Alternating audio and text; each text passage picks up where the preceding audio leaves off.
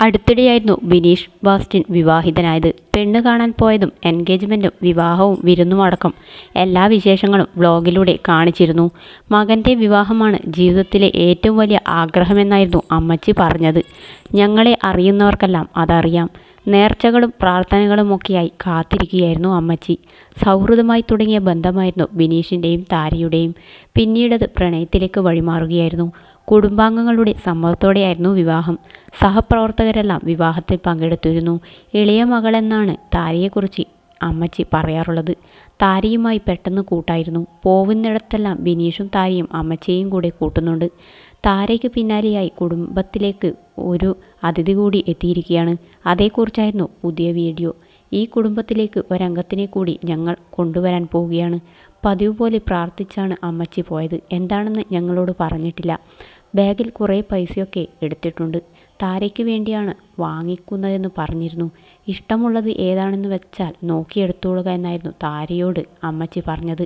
രണ്ടുപേർക്കും ഓടിക്കാൻ പറ്റുന്നത് മതിയെന്നായിരുന്നു താര പറഞ്ഞത്. എല്ലാം ഞാൻ നേരത്തെ സെറ്റ് ചെയ്ത് വെച്ചിട്ടുണ്ടെന്നായിരുന്നു അമ്മച്ചിയും പറഞ്ഞത്. ചെറിയ ചെറിയ പൈസയൊക്കെ കൂട്ടിവെച്ചാണ് അമ്മച്ചി ഇത് വാങ്ങിയത്. നിരവധി പേരായിരുന്നു വീഡിയോയുടെ താഴെയായി അഭിപ്രായങ്ങൾ രേഖപ്പെടുത്തിയത്. ആടിനെ പട്ടിയാക്കരുത് ടീമേ, പറഞ്ഞു തുടങ്ങിയപ്പോഴേ മനസ്സിലായി പ്രൊമോഷൻ വീഡിയോ ആണെന്ന്. വെറുതെ ഓവറാക്കുന്നത് എന്തിനാണ്? ഉള്ളതുപോലെ അങ്ങ് കാണിച്ചാൽ പോരെ. ഷോ കാണിക്കുന്നത് ഓവറാണ്. നിങ്ങളെ ഒരുപാട് ഇഷ്ടത്തോടെ കാണുന്ന പ്രേക്ഷകരെ ഒരുമാതിരി ആക്കരുത്. അത്രയേ പറയാനുള്ളൂ. ഇനിയെങ്കിലും നോർമൽ വീഡിയോ ചെയ്യൂ. അമ്മച്ചി സർപ്രൈസായി മേടിച്ചു കൊടുക്കാൻ ഷോറൂമിൽ വന്നു. ബട്ട് ഓണറിനെ പരിചയപ്പെടുത്തിയത് ടീമിന്. എന്നിട്ട് വീഡിയോയിൽ ഒന്നും അറിയാത്ത പോലെ പൊട്ടൻ കളി. സ്ക്രിപ്റ്റ് കുറച്ചുകൂടി നന്നാക്കാനുണ്ട് ടീമേ. ടീം ഇപ്പോൾ ഓവർ ആക്ടിംഗ് ആണ്. മുഴുവൻ പ്രൊമോഷൻ തന്നെ. അതും അമ്മച്ചി ആരും അറിയാതെ പോയി വണ്ടി ബുക്ക് ചെയ്തു. പറയുമ്പോൾ ഒരു ലോജിക്ക് വേണ്ടേ? കാറിൽ കയറിയപ്പോൾ പറഞ്ഞില്ലേ തുടങ്ങി മുഴുവൻ പ്രതികരണങ്ങളും നെഗറ്റീവായിരുന്നു.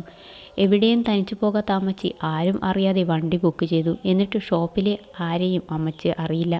നല്ല ആർട്ടിഫിഷ്യൽ ആയിട്ടുണ്ട്. തിരക്കഥ നന്നായില്ല.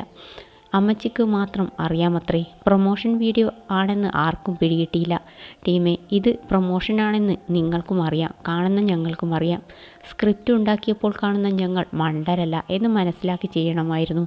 ഡയറക്റ്റ് പ്രൊമോഷൻ രീതിയിൽ ചെയ്യൂ, അതാണ് നല്ലത്. അമ്മച്ചിയെ വെച്ചും പ്രൊമോഷൻ തുടങ്ങിയല്ലേ. ഇതിപ്പോൾ നിങ്ങളും പൊട്ടൻ കളിക്കുന്നു. എന്തിനാണ് ഇങ്ങനെ ആളുകളെ പറ്റിക്കുന്നതെന്നുള്ള ചോദ്യങ്ങളും ഉണ്ടായിരുന്നു.